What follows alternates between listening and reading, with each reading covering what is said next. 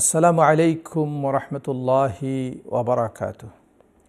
অত্যন্ত গুরুত্বপূর্ণ একটা প্রশ্ন, সেটা হলো কারো কাছে যদি কিছু ক্যাশ থাকে এবং কিছু গোল্ড বা স্বর্ণ থাকে, তাহলে সে কিভাবে জাকাত ক্যালকুলেট করবে, জাকাতের হিসাব কিভাবে করবে।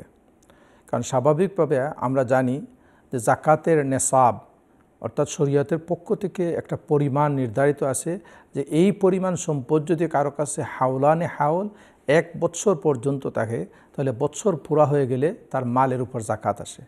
তার জাকাতের পরিমাণ হলো কি 40-এর মধ্যে 1%, 100-এর মধ্যে 2.5%। তো স্বাভাবিকভাবে এই শরীয়তের যে হুকুমটা, জাকাতের নেসাবটা হলো কি, সিলভার বা রূপার জাকাতের নেসাব হলো 612 গ্রাম।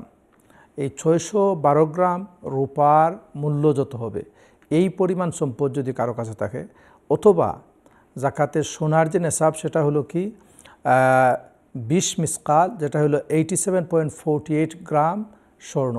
এই স্বর্ণের মূল্য বাজার মূল্য যত হয় এই পরিমাণ সম্পদ যদি কারো কাছে 1 বছর থাকে, তাহলে বছর পুরা হয়ে গেলে তার এই মালের উপর জাকাত আসে।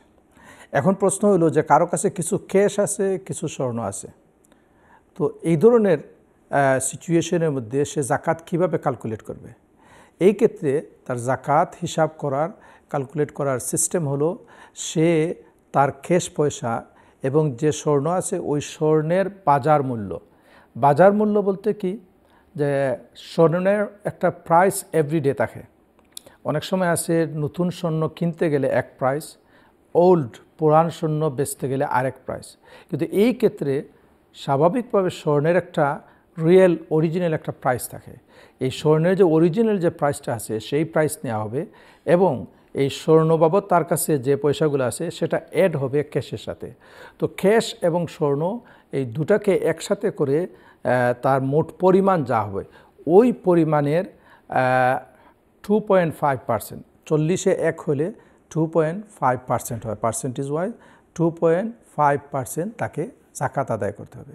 সবগুলোকে একত্রিত করে একসাথে যদি মনে করেন সবগুলার পাউন্ড হিসাবে এত পাউন্ড হয়, তাহলে ওই পাউন্ডগুলো থেকে শতকরা 2.5% তাকে জাকাত আদায় করতে হবে। জাযাকুমুল্লাহু খাইরান।